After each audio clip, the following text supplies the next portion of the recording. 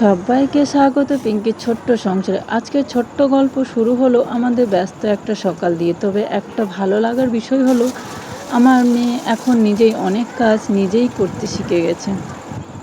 এদিকে দেখো নিজেই একাই মটর চালের ড্রাম বোঝাই করে নিল, আর এদিকে স্কুল ড্রেস পরে তারপরে গেছে ব্রাশ করতে। আর এদিকে আমি বাইরের রাস্তাটা ঝাড় দিয়ে নিয়েছি, রোদ উঠে গেলে আর ভালো লাগবে না তখন বাইরের কাজ করতে, এর জন্য আগে রাস্তার বাইরের কাজগুলো করে নিচ্ছি। আর এদিকে দেখো ও নিজে কিছু কাজ করে বলে আমার কথা একটুকু শুনতে চায় না।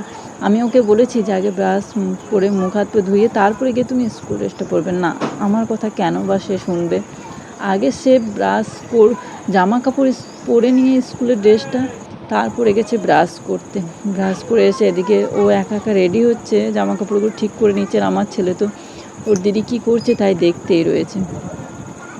এদিকে দেখো ওকে একটু বকতে হয় ওর পিছনে, তাহলে ও তাড়াতাড়ি নিজের কাজটা করে নিতে পারে। আর নইলেও সেই খেলা করে কাজ করে, যে ওর কাজটাই করছে সেটাই খেলা করছে। এদিকে মেয়ে রেডি হচ্ছে, আমি বাইরের কাজগুলো সেরে চলে আসলাম ঘরের মধ্যে। এসে মেয়ের জন্য খাবার করার জন্য একটু জল ঢেলে নিলাম। ম্যাগি খেয়ে যাবে বললো সে, ওর জন্য ম্যাগি করার জন্য তাড়াতাড়ি জল নিয়ে চলে গেলাম ম্যাগিটা বসাতে গেছে। হঠাৎ দেখি যে আমার গ্যাস শেষ হয়ে গেছে, যে ম্যাগিটা করবো কীভাবে, যে গ্যাসটাই তো শেষ হয়ে গেছে, ঘরের গ্যাসটা খাবার করাতে হবে।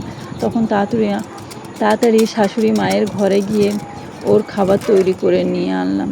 তারপর মেয়েকে খাইয়ে রেডি করে স্কুলের জন্য বের করে দিলাম।